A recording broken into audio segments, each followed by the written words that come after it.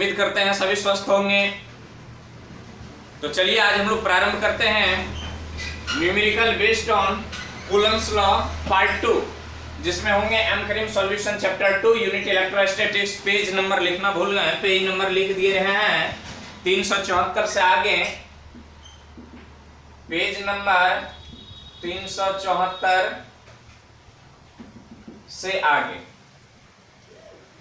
और क्वेश्चन जो होंगे फर्स्ट पार्ट में Coulomb's law numerical based on Coulomb's law part 1 में हम लोग 1 to 8 देखे थे। आज हम लोग 9 से आगे देखने जा रहे हैं। पेज नंबर इतने हैं, तो चलिए स्टार्ट करते हैं। Question number 9।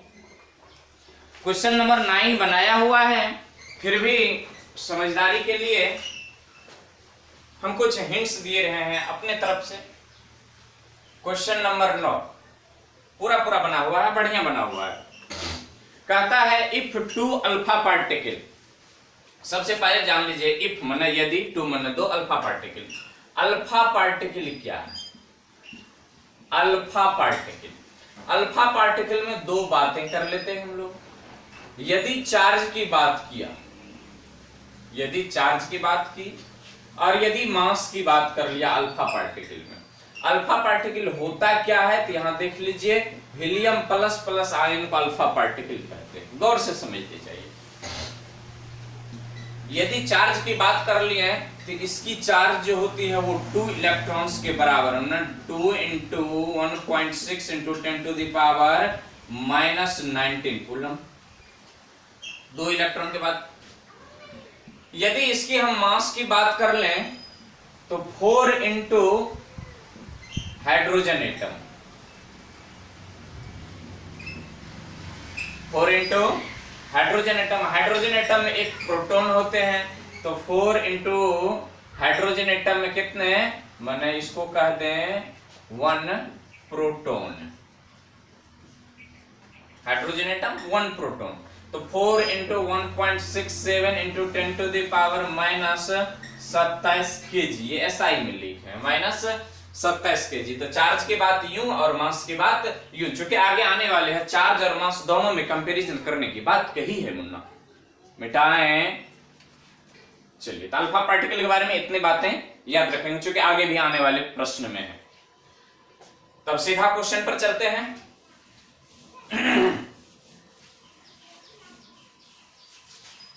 चलिए, भगवान की कृपा से लाइट भी आ गई।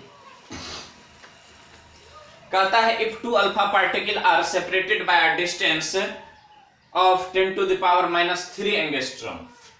कहते हैं यदि दो अल्फा पार्टिकल को 10⁻³ एंगस्ट्रॉम की दूरी पर रखा जाए तो उसके बीच लगने वाले गुरुत्वाकर्षण बल तथा अस्थिर वैद्युत की बल का अनुपात क्या होगा? बल का अनुपात क्या होगा? Then compare the gravitational and electrostatic force which will act between them. तो उसके बीच लगने वाले गुरुत्वाकर्षण बल और अस्थिर वैद्युत की बल में तुलना कीजिए, मीन्स अनुपात ले लीजिए। यहां दोनों में कुछ कांस्टेंट आते हैं, तो चलिए ग्रेविटेशन से चलते हैं। पहले हम लोग जान लेते हैं Fg, ठीक, Fg, G फॉर ग्रेविटेशन और F फॉर फोर्स।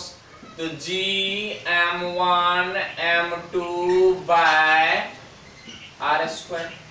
इसमें भी G कांस्टेंट होते हैं, ये मास है, मास के टर्म में। और यहां पर ले लें हम लोग Fe, E फॉर इलेक्ट्रोस्टैटिक्स है, F फॉर फोर्स। तो यहां पर हो जाते हैं K Q1 Q2/r²। यहां पर देखिए चार्ज और मास में कुछ कंपेयर की गई है, ये भी कांस्टेंट है, ये भी कांस्टेंट है, ये वही दूरी है, ये सेम दूरी है। चार्ज और मास में कंपेयर की गई है, तो आगे हम लोग चार्ज और मास में थोड़ी सी डिफरेंसेज भी जान लेंगे कि चार्ज क्या है और मास क्या। चार्ज तो जानते हैं और मास भी जानते हैं, लेकिन दोनों में तुलनात्मक अध्ययन कर लेंगे। तो इसमें दिया हुआ है हिंट्स में तुम्हें G बराबर है, जानते भी हैं, लिख लेते हैं 6.7 × 10⁻⁻11। ये SI में कहता है, ये SI में। यहां के बराबर दी गई है, के बराबर तो नहीं दी गई है, फिर भी लिख लेते हैं SI के बाद किए हैं 10 टू द पावर 9 SI। मास दिए हुए हैं अल्फा पार्टिकल, 2 अल्फा पार्टिकल है। मास चार्ज की तो बात कर ही लिए थे अल्फा पार्टिकल के, और चार्ज की भी बात कर ही चुके थे। और डिस्टेंस दी गई है r, तो r जो दिया गया है दोनों में r सेम है। r जो वो दी गई है वो 10 टू द पावर -3 एंगस्ट्रॉम। चलिए इसको चेंज किया जाए, तो यहां देखते हैं 1 एंगस्ट्रॉम बराबर 10 टू द पावर -10 मीटर, इसलिए 10 to the power -3 angstrom equal to, तो 10 to the power -3 into 10 to the power -10 to the power -10, तो क्या हो जाना है 10 to the power -13 metre, 10 to the power -13 metre. अब वैसे ये कट भी जाएंगे, इसकी कोई आवश्यकता भी नहीं। तो दोनों में हमसे कहा है भैया क्या करो, तुम तुलना करो, तो दोनों का क्या ले लेते हैं, अनुपात ले लेते हैं। Let's we start. यहाँ एक चेंजेस भी जान लिया, वैसे ये कट भी जाना है इसको, लेकिन परिवर्तन जान लीजिए कैसे करेंगे। हो सकता है नहीं कटे, कोई एक पूछे थे तो r का मान रखना पड़ जाएगा ना। तो आइए FG बाय FE ले लेते हैं, यही निकाले। FG बाय FE निकालिए, G M1 M2 by R², इसको मल्टीप्लाई कर देंगे तो R² bye K Q1 Q2, ये से ये मर गया, देखा मर गया। G M1 M2 by K Q1 Q2, और वैल्यू जानते हैं, रख करके शायद सॉल्व कर लेंगे।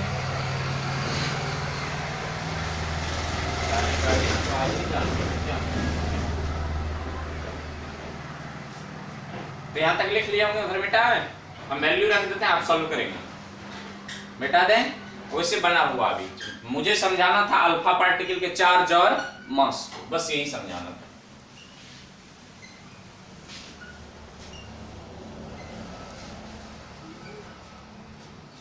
तो charge of alpha particle Q1 जो है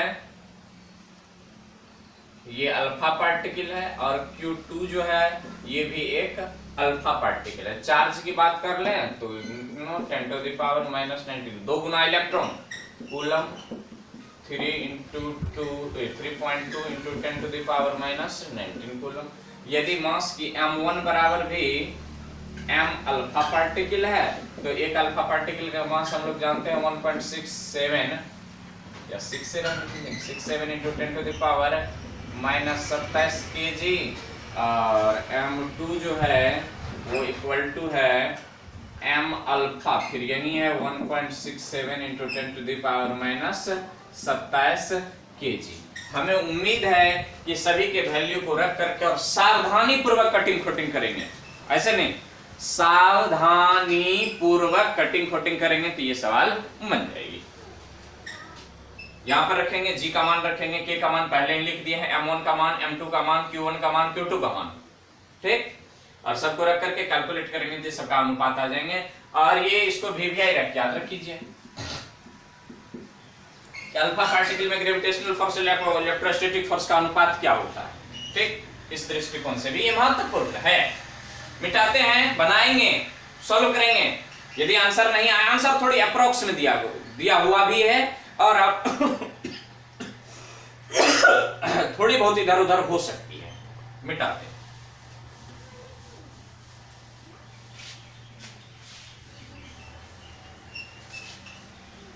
number 10, calculate the distance between alpha particle and an electron in air if they attract each other with a force of 6 into 10 to the power -11 Newton. Alpha particle पर positively charge होता है, यहाँ question में लिख दिए थे helium plus plus आएंगे। कहता है कि एगो अल्फा पार्टिकल है और एगो इलेक्ट्रॉन है, और कुछ दूरी पर रखी गई है। मान लेते हैं कि इसके बीच की दूरी कितनी है आर है। हिंदी जान लीजिए पहले। कहते हैं कि एक अल्फा पार्टिकल तथा एक इलेक्ट्रॉन के बीच की दूरी ज्ञात कीजिए यदि वायु में एक दूसरे को 6 गुना 10 के पावर -11 न्यूटन के बल से आकर्षित करते हो तो चलिए इसके चार्ज के बारे में सबको पता है। 3.2 इंटू 10 टू द पावर -19। इसके चार्ज के बारे में सबको पता है 1.6 इंटू 10 टू द पावर -19। ये आर है। और के बारे में सबको जानते हैं। तो F इक्वल टू क्या हो जाना है जी कि Q1 Q2 by R square.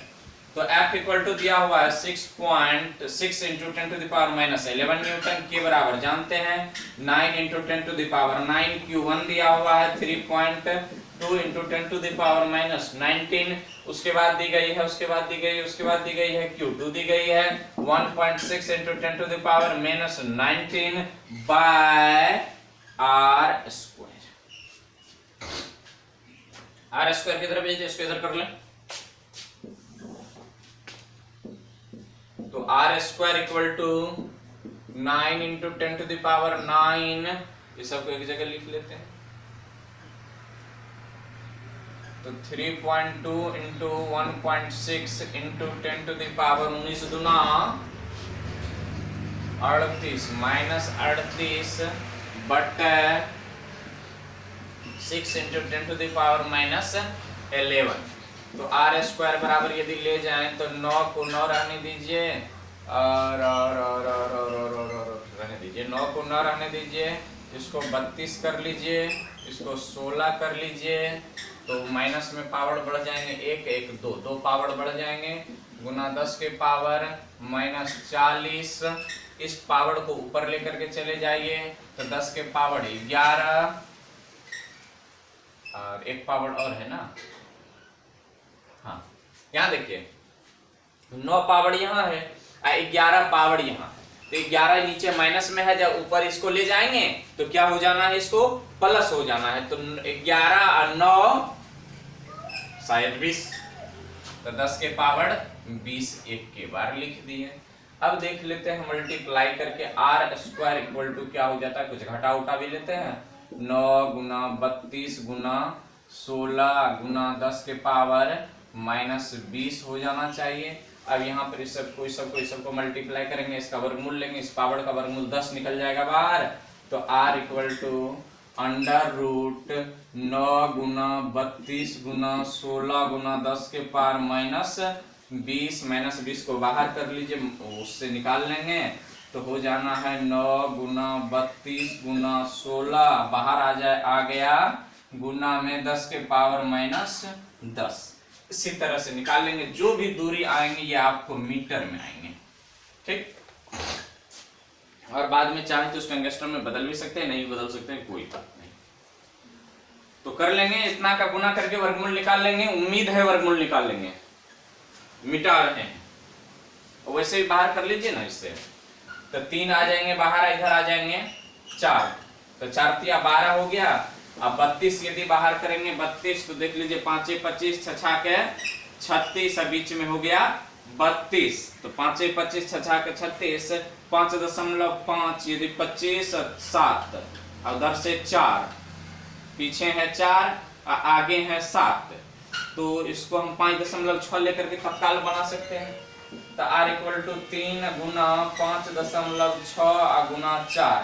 ये जो लिए हैं ये लगभग गुना 10 के पावर -10 मीटर। अब तो मल्टीप्लाई कर लेंगे। चलिए मिटाते हैं, शायद समझ में आए होंगे। 10 नंबर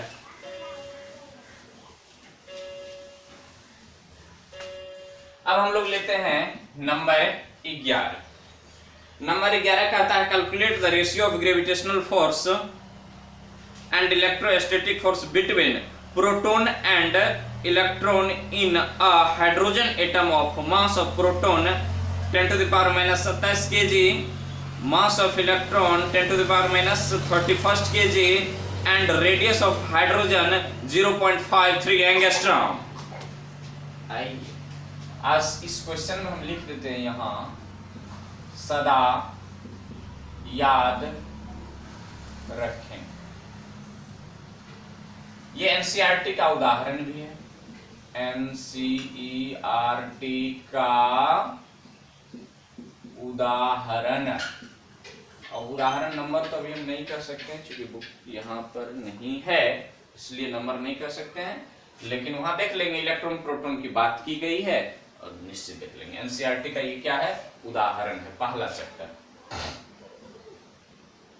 चैप्टर फर्स्ट। उदाहरण उम्मीद है 1.3 या 4 हो जाना चाहिए, 3 या 4 में से कोई एक होना चाहिए, खैर कोई बात नहीं, चलिए आगे देखते हैं। तो क्वेश्चन को एक बार समझ लीजिए। कहते हैं कि एक इलेक्ट्रॉन तथा एक प्रोटॉन के बीच गुरुत्वाकर्षण बल एवं स्थिर वैद्युत बल का अनुपात क्या होगा यदि हाइड्रोजन परमाणु में प्रोटॉन केंद्र में है और इलेक्ट्रॉन कक्षा में है। इसलिए उसके बीच की दूरी दी गई है 0.53 एंगस्ट्रॉम। आइए देखते हैं। मान लो कि अपना हाइड्रोजन एटम है, यहां प्रोटॉन और यहां इलेक्ट्रॉन है, और यहां से इसके बीच की दूरी जो दी गई है यही तो r है, और r बराबर 0.53 R बराबर दिया हुआ है 0.53 एंगस्ट्रॉम। ये निकाले हैं, बोर्स रेडियस भी कहते हैं इसको। तो यही हमसे पूछा है, ये इलेक्ट्रॉन है, दूरी इतनी दी गई है, तो F इक्वल टू जानते हैं हम लोग कि, लेकिन दो बात पूछी है यहाँ से। कितने बात पूछे हैं? R तो मर जाएंगे, R निकालने की भी आवश्यकता नहीं है। फिर उसी तरह से तो पहले आप G ले लेते हैं, तो G m1 m2 by r square और F equal to K q1 q2 by r square. और प्रोटॉन है तो प्रोटॉन, हाइड्रोजन परमाणु में एक ही प्रोटॉन होते हैं, ये सब तो सबको ही जानते होंगे। यदि विज्ञान से थोड़ी बहुत ताल्लुकात है तो इस बात से, इन सभी बातों को जानते होंगे। यदि कोई ताल्लुकात नहीं है तो फिर जानने की कोई आवश्यकता भी नहीं है। तो Fg इक्वल टू हम लोग यहाँ पर देखे थे 6.6, इससे पहले आया हुआ है G का value 6.7 into 10 to the power minus, पहले तो इसको रेशियो ले लेते हैं। तो Fg by Fe equal to G m1 m2 by r square, distance को कांस्टेंट रखा है, multiplying by r square by K q1 q2, मार दीजिए इसको, Fg by Fe equal to G m1 m2 by K q1 q2, Fg by Fe, E for electrostatics, G for gravitational। 6.7 into 10 to the power minus 11 m1। देखिए यदि m1 इसको कह लें, electron proton में से किसी को कह लेते हैं, तो m1 मीन्स मास प्रोटॉन, इसको m1 कह लीजिए, q1 कह लीजिए, इसको m2 कह लीजिए और q2 कह लीजिए। मेरा क्या जाता है, दिया हुआ है m1 का वैल्यू 6.6, देख लेते हैं, दिया हुआ भी है 1.67 भी है, हटाइए 1.67, तो इसको 1.67, तो इसको 1.7 कर दूंगा ना, कुछ थोड़ा बहुत इधर उधर होगा, तो इतना हो जाएगा 67 into 10 to the power minus 27 kg। ये m2 दिया हुआ है 9.1 into 10 to the power minus 31 kg, but k का वैल्यू जानते हैं हम लोग 9 into 10 to the power 9, q1 का वैल्यू जानते हैं, एक प्रोटॉन है तो 1.6 into 10 to the power minus 19, एक इलेक्ट्रॉन है 1.6 into 10 to the power minus 19। इनको जब सॉल्व करेंगे तो ये रेशियो आएंगे, इनका आंसर कमेंट करना, सॉल्व करके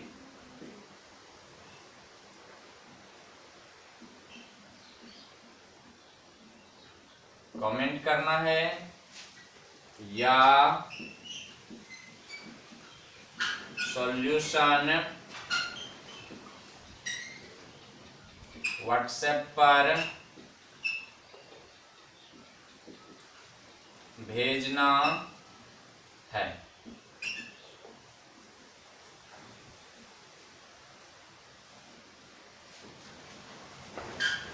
11 नंबर है। अब चलते हैं 12 नंबर।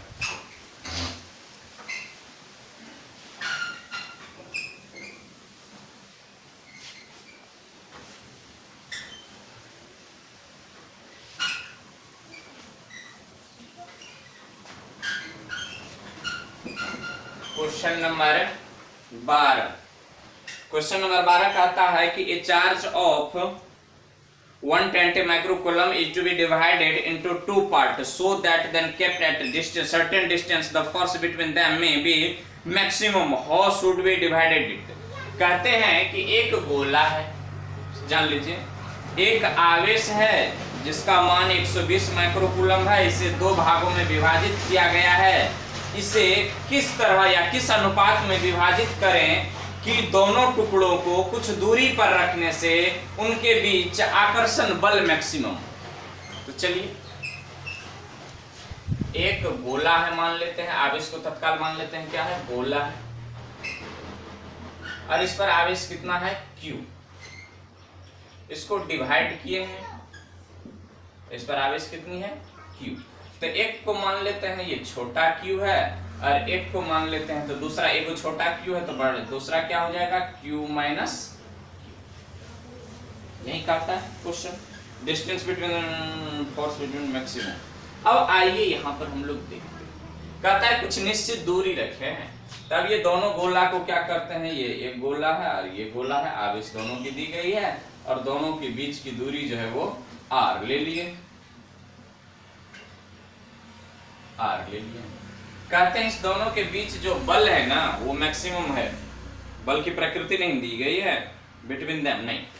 तो जान लीजिए ये Q आवेश है, इसी को तोड़ करके काट करके बताए हैं तो इसमें रिपल्सन फोर्स कार्य करेगा। कौन सी बल, रिपल्सिव F, इसमें भी लगेंगे बल F। इसको कह दें A, इसको कह दे B, तो F B due to A और F A due to B। बल मैक्सिमम होना चाहिए। पहले देख लेते हैं बल की फॉर्मूला क्या होता है।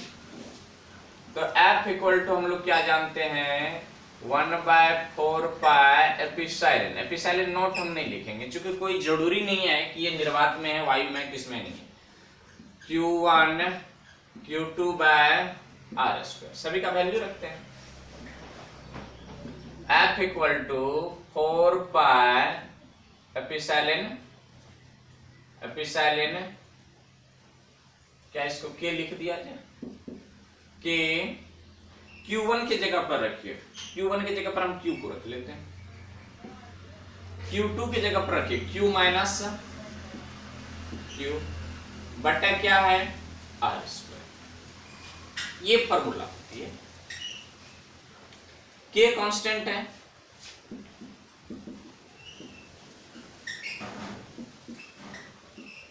R क्या है, कह रहा है कि सर्टेन डिस्टेंस कांस्टेंट है, तो F सीधा सीधा किस पर निर्भर किया, F directly proportional Q into Q minus Q पर। इफ यहां लिखते हैं, इफ F यदि मैक्स लाना है, क्या लाना है, यदि F को मैक्सिमम लाना है, देन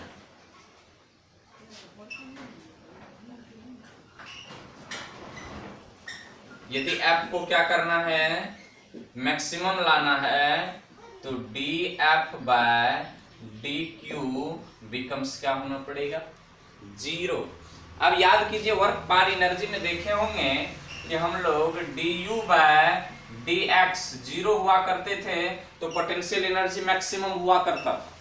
तो यहां तो x के टर्म में था, देखें ये, देखें ये, देखें ये क्या किए हैं, देखें। तो ऐसा हुआ करते थे, ये डिस्टेंस के टर्म में और ये किसके टर्म में, Q के टर्म में। इसको यदि हम डिफरेंशिएट कर लें Q के टर्म में तो क्या आ जाता है, आ जाना है, फिर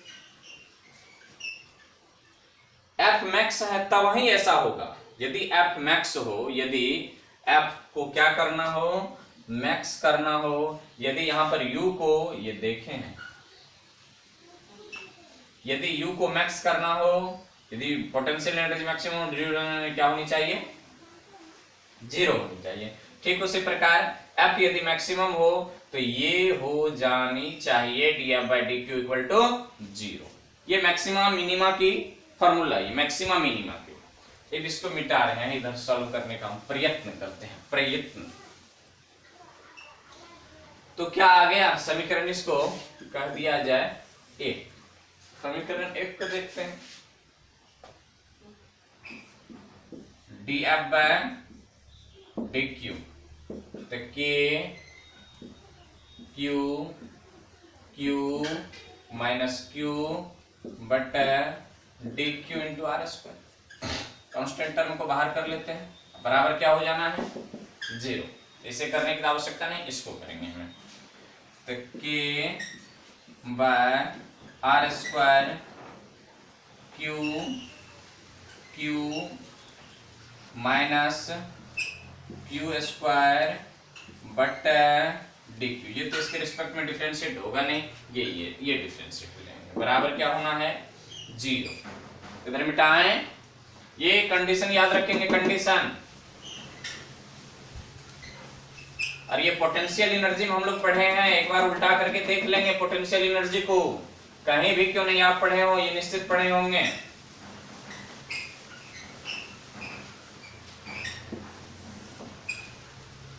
तो आइए इसको डिफरेंशिएट करते हैं। तो डिफरेंशिएशन के लिए तो जानते हैं ये क्या हो जाना है, इसको q, इसको क्या हो जाना है 2q। ये तो कांस्टेंट है, कांस्टेंट का डिफरेंशिएशन 0 हो जाती है, तो 0 तो करेंगे यहाँ नहीं, इसको डिफरेंशिएट हम नहीं करेंगे, इसको डिफरेंशिएट करेंगे। आइए यहाँ पर देखते हैं, ये कांस्टेंट है, सबको इधर भेज दें, सबको इधर भेज लेते हैं। एक बार कहेंगे कि क्या कर दिया आपने, तो चलिए q minus q square by dq 0 multiply R square अब बटा के, ये पूरे टर्म तो 0 हो जाना।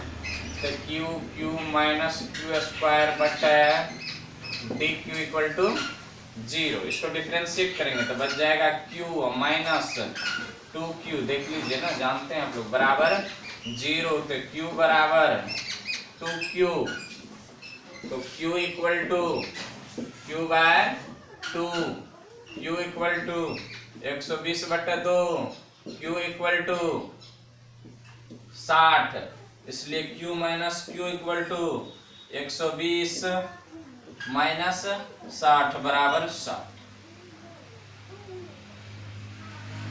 ये भी आंसर है, ये ही आंसर। इसको तो हम लोग सीधे सीधे बना सकते हैं ना, यदि 2 को तोड़ करके बराबर करना और दोनों के गुणनफल से, दोनों के गुणनफल पर निर्भर करता है, तो देखिए ना, तोड़िए उसको, 120 है ना, तो 120 को हम किस अनुपात में तोड़ेंगे, गुणनफल मैक्सिमम हो, गुणनफल मैक्सिमम हो। तो गुणनफल मैक्सिमम तब होगा जब उसको आधा आधा तोड़ेंगे, यदि गुणनफल को मैक्सिमम नहीं करना है तो आधा नहीं तोड़ेंगे। चलिए मिटाते हैं, समझ में आएंगे।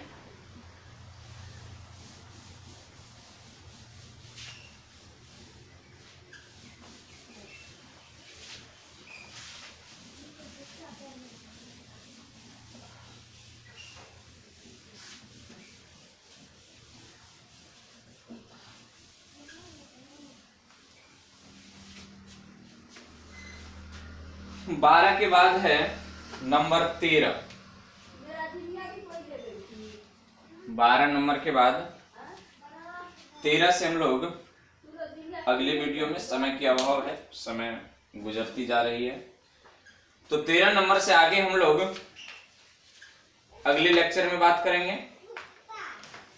तो वीडियो को आज हम यहीं पर क्या करना चाहेंगे, रोकना चाहेंगे, समय की अभाव चल रही है इसलिए।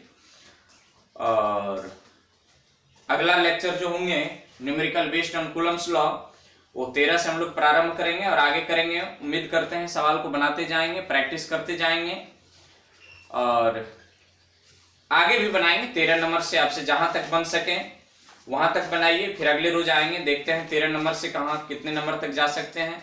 क्योंकि समझाना भी पड़ता है इसलिए देर हो जाती है।